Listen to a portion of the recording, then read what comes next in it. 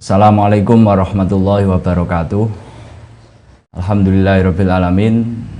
Kita bisa belajar kembali online dan juga hari ini pertemuan ini kita akan mengkaji tentang masalah fikih, konsep fikih dan usul fikih. Terlebih dahulu mari kita berdoa semoga ada hikmah dan berkahnya dalam pembelajaran online kita hari ini. Al-Fatihah. Bismillahirrahmanirrahim. Baiklah, dalam memahami lingkungan kehidupan kita itu pasti nantinya problematika tentang masalah ubudiyah, tentang masalah amalia, pasti kita melakukan dan akan menentukan suatu hukum. Nah, hukum itu dinamakan fikih. Pada pelajaran atau kajian kita hari ini tentang konsep fikih dan usul fikih, pastinya masih asing untuk kalangan pelajar. Namun ini di bangku perkuliahan sudah umum. Fikih dan usul fikih ini saling berkaitan. Ibaratnya usul fikih itu kalau diibaratkan sebuah pohon, usul fikih itu adalah akarnya, sedangkan fikih itu adalah pohonnya. Pohon tanpa akar, jika kena angin, jika kena masalah, itu pasti tidak kuat, akan rubuh. Diibaratkan juga seperti halnya rumah dan pondasi. Nah, yang usul fikih ini adalah pondasinya. Fikihnya adalah rumahnya. Rumah tanpa pondasi itu juga dikhawatirkan ketika kena angin atau dalam kehidupan kita paham fikih tapi tidak paham usul fikih, akan cepat goyah, akan cepat bahkan kita bisa ambruk seperti halnya robohnya rumah yang tanpa adanya pondasi. Oleh karena itu fikih dan usul fikih ini saling berkaitan. Jangan sampai orang faham fikih tapi tidak paham tentang usul fikih. Akibatnya yang terjadi adalah saling membid'ahkan, saling gampang menyalahkan, karena fikih itu produk sudah jadi. Oleh karena itu saya akan menguraikan, menyampaikan tentang definisi usul fikih. Usul fikih itu adalah sebuah ilmu yang membahas tentang dalil-dalil atau kaidah-kaidah yang nantinya digunakan untuk menentukan sebuah hukum. Tapi kalau fikih itu ilmu yang membahas tentang hukum-hukum syariat. Lah, hukum-hukum syariat ini kan sudah jadi. Baik hukum tentang ubudiyah, tentang masalah ibadah, tentang masalah amalia, muamalah, tentang masalah munakaha, menikah.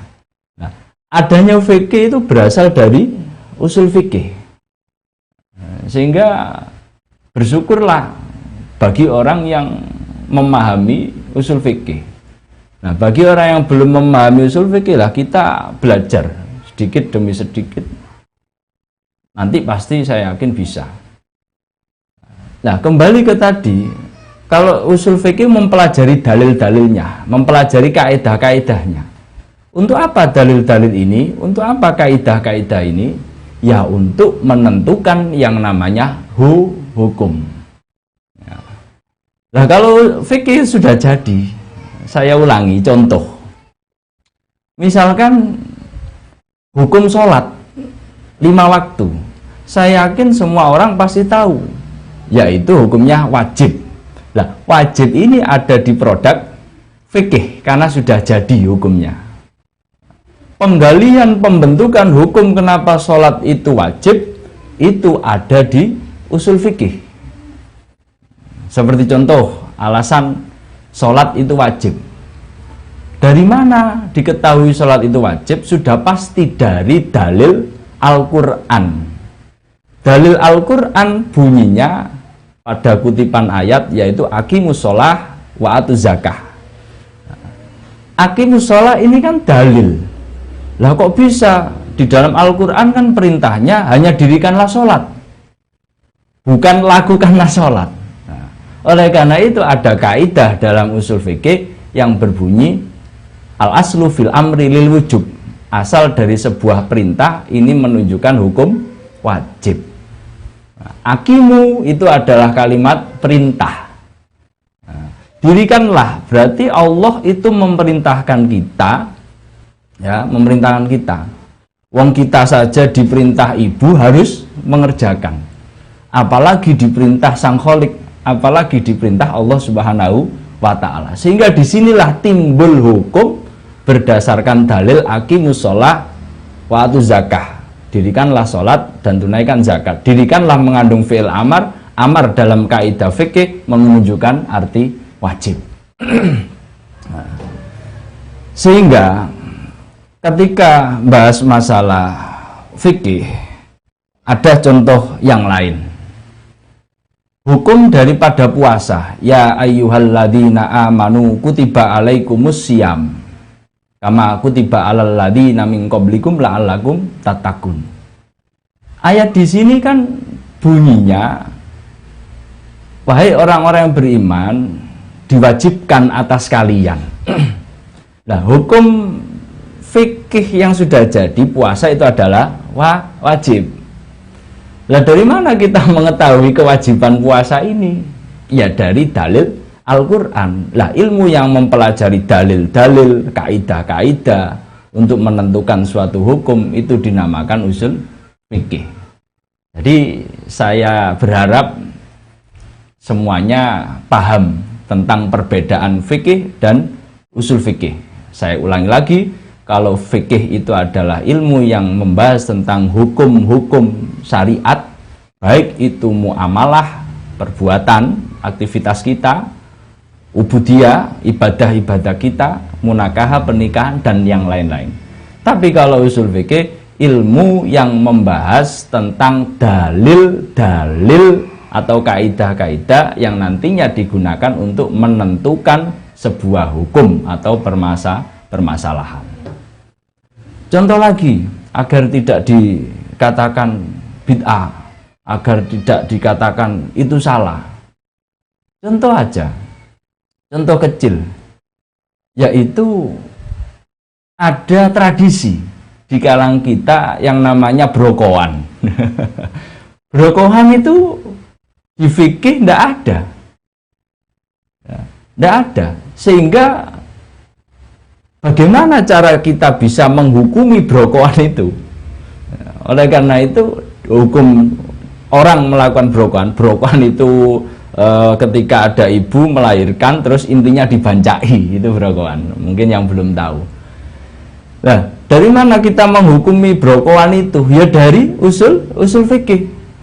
Di fikih tidak ada keterangan brokohan itu bukan syariat. Nah, sehingga di dalam fikih itu ada metode untuk menentukan hukum, yaitu ada istihsan, ada maslahah mursalah, ada syar'u man qablana, ada urf. Brokohan ini termasuk dalam kategori urf.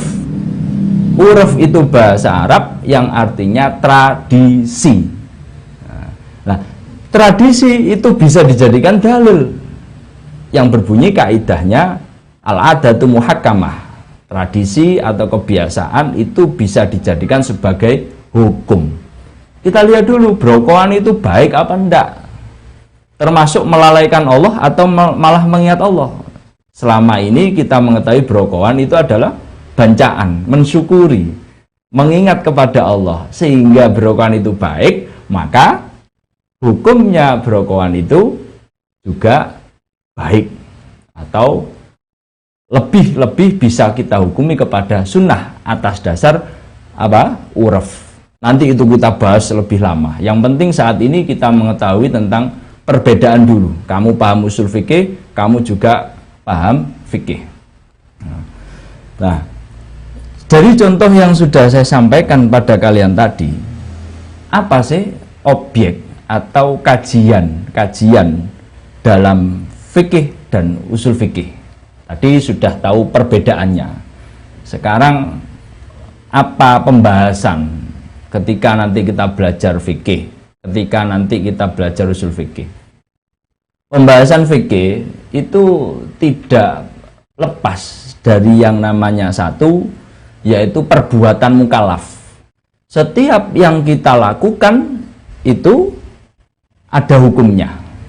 Setiap yang kita lakukan ada hukumnya. Misalkan andai kata ini ballpoint, ya. Ini ballpoint. Ballpoint itu bisa menjadi haram, bisa menjadi sunnah, tergantung perbuatan kita. Contoh, ballpoint ini ketika ada orang pinjam, saya pinjam, Mbak, Mas, saya pinjam ballpointnya, digunakan untuk menulis. Orang yang meminjami ballpoint itu hukumnya apa? Sunnah. Tapi kalau misalkan ballpoint ini, Mbak, Mas, saya pinjam ballpoint, kemudian ballpoint ini saya gunakan untuk menyakiti teman saya, tujes meripate. Sehingga itulah dinamika fikih, selalu berkembang. Oleh karena itu menjadi haram. Karena apa? Karena menyakiti. Itulah fikih, selalu apa? Berkembang. Jadi ketika kita memahami fikih harus siap menerima perbedaan dari orang lain. Kuncinya ketika kita paham fikih dan usul fikih, jangan mudah menyalahkan orang lain karena berbeda madzhab. Misalkan contoh saja takbir. Takbir itu ada yang seperti ini, Allahu Akbar. Itu biasa seperti Imam Syafi'i anutan kita. Tapi ada lagi takbir yang muter-muter dulu, Allahu Akbar. Itu kalau orang yang hanya fanatik memahami fikih pasti itu salah, itu takbir kok ngono gak bener. Karena dia belum belajar yang namanya perbedaan madzhab. Nah, dalam perbedaan madzhab itu dibahas dalam usul fikih yang namanya intiqalul madzhab. Nanti pasti kalian juga akan mengetahuinya. Nah, baiklah, itu tadi satu pembahasan usul fikih, yaitu meliputi perbuatan mukallaf. Mukallaf itu kita. Mukallaf itu ai balighun, ai akilun wa balighun. Orang yang berakal dan sudah baligh. Nah, pembahasan fikih tidak lain dari masalah perbuatan, baik toharo, jual beli, utang piutang, dan juga pinjam meminjam, saya menyewa. Juga pembahasan fikih itu sekitar ubudiyah, sholat wajib, sholat sunnah, puasa sunnah, puasa wajib, itu pembahasan fikih. Jadi identik dengan dua, yaitu perbuatan orang mukallaf dan juga apa? Masalah ubudiyah. Tapi kalau pembahasan usul fikih tentunya berbeda. Apa bedanya? Bedanya kalau usul fikih yang dibahas itu adalah dalil-dalilnya, kaidah-kaidahnya. Nah, nanti harapan saya semuanya kalau sudah paham usul fikih jadi tidak gopoh. Dalile poso iku apa? Wah, enteng lek wis belajar usul fikih. Ya ayyuhalladzina amanu kutiba alaikumusiyam. Dalile salat tahajud kenapa kok sunnah? Gampang, faminal laili fatahajjat bina filah ila akhirih. Gampang. Dalile sing jenenge ilmu itu saking wajibe iku apa? Thalabul ilmi fardhatun ala kulli muslim wal muslimat dan lain-lain. Itu gampang kalau kita memahami usul fikih, gampang. Kita dididik, dipondasi untuk memahami dalil-dalil dan kaidah untuk menentukan sebuah hukum. Nah, kalau pembahasan usul fikih selanjutnya itu hukum-hukum syarak yang dibahas. Kalau fikih tadi kan masalah perbuatan dan juga ubudiyahnya. Kalau di dalam usul fikih hukum syaraknya, sunnah, wajib, kenapa bisa wajib, kenapa bisa sunnah, kenapa bisa halal, kenapa bisa haram, itu ranah wilayahnya usul fikih. Nanti ada juga sumber hukum Islam juga dibahas. Ada Al-Quran, ada hadis, ada ijma', ada qiyas. ada istihsan, masalah-masalah banyak sekali. Ya. Nah, sekarang tujuannya apa sih? Untuk apa sih kita itu belajar fikih? Nah, untuk belajar fikih ya sesuai dengan apa namanya tadi, sesuai dengan pengertian fikih itu sendiri, yaitu apa? Mengetahui hukum syara. Sudah tahu, oh belajar fikih, oh ternyata sholat itu dimulai dari takbir, diakhiri dengan salam. Sudah mengetahui kita, itu fikih. Dan juga mengetahui hukum yang berkaitan dengan melakukan ibadah, baik ibadah wajib maupun sunnah. Di ibadah sunnah di ibadah wajib itu cara mengetahuinya adalah fikih, karena fikih itu adalah teori yang sudah jadi daripada usul fikih. Nah, kalau tujuannya usul fikih, ya, tujuan mempelajari usul fikih, yaitu mengetahui hukum syara tentang perbuatan yang dilakukan manusia atau mukallaf. Tadi sudah saya contohkan. Saya punya uang misalkan. Nah, saya punya uang. Nah, uang ini adalah bisa jadi uang ini mengakibatkan haram, bisa jadi uang ini mengakibatkan sunnah. Kalau uang ini saya sedekahkan, berarti usul fikih mengatakan berarti hukumnya sunnah.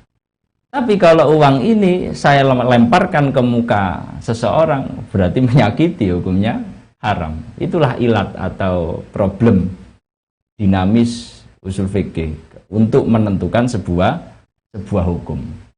Nah, kemudian yang harus kita ketahui juga, mengetahui cara berijtihad. Berijtihad itu sulit. Berijtihad itu apa? Berusaha mengeluarkan segala kemampuan, pikiran untuk menentukan hukum. Orang yang berijtihad namanya mujtahid. Menentukan sebuah hukum ini prosesnya namanya ijtihad. Proses menggali dalil, menentukan permasalahan, berusaha untuk mengetahui hukum, itu namanya ijtihad. Nah, orang yang melakukannya disebut mujtahid. Nah, sekarang sedikit agar kalian tahu sejarah usul fikih. Usul fikih itu sebenarnya sudah ada ketika zaman Nabi, namun tidak begitu populer karena semua permasalahan itu selalu dikembalikan kepada Nabi. Nabi berfatwa, Nabi menghukumi, sudah jadi. Tapi dengan era perkembangan zaman, usul fikih ini terus berkembang pada kalangan terutama tabi'in. Ketika itu belum pernah ada pembukuan. Nah, baru mau dibukukan itu adalah Imam Hanafi. Belum sampai Imam Hanafi menyusun kitab usul fikih, sehingga beliau dahulu meninggal dunia. Kemudian berkembang dilanjutkan oleh imam kita, Imam Syafi'i, barulah ada yang namanya kitab atau panduan buku usul fikih. Kitab pertama kali ketika itu adalah Ar-Risalah. Kitab pertama kali adalah Ar-Risalah. Intinya fikih, usul fikih sudah ada sejak zaman Kanjeng Nabi, namun banter-banter berkembangnya viralnya kalau bahasa kita sekarang usul fikih itu pada zaman tabi'in, terutama Imam Hanafi, sehingga patokan hukum, kaidah-kaidah hukum, sandaran hukum kita selalu mengikuti 4 madhab: Hanafi, Imam Maliki, Imam Syafi'i, Imam Hambali. Nah, oleh karena itu yang terakhir, ayolah terus kita belajar. Kalau kita sudah paham fikih, jangan lupa kita belajar usul fikih agar kita tidak mudah menyalahkan orang lain, agar kita tidak mudah mengkafirkan, membid'ahkan orang lain. Karena ketika kita menyalahkan orang lain, belum tentu orang yang lain itu salah. Mungkin dia itu punya dasar. Seperti contoh, ada NU traweh dengan 20 rakaat, ada saudara kita Muhammadiyah dengan 8 rakaat. Janganlah kita menyalahkan, kamu wolu salah, yang benar 20. Mereka berdua itu punya dalilnya sendiri. Disinilah keutamaan kita nanti belajar tentang usul fikih. Oleh karena itu sekali lagi wajib hukumnya bagi apalagi anak-anak pesantren, santri-santri wajib mempelajari fikih atau usul fikih. Saya kira demikian, semoga bermanfaat dan juga ada hikmah barokahnya. Amin ya rabbal alamin. Al-Fatihah. A'udzubillahi minasyaitonir rajim. Bismillahirrahmanirrahim.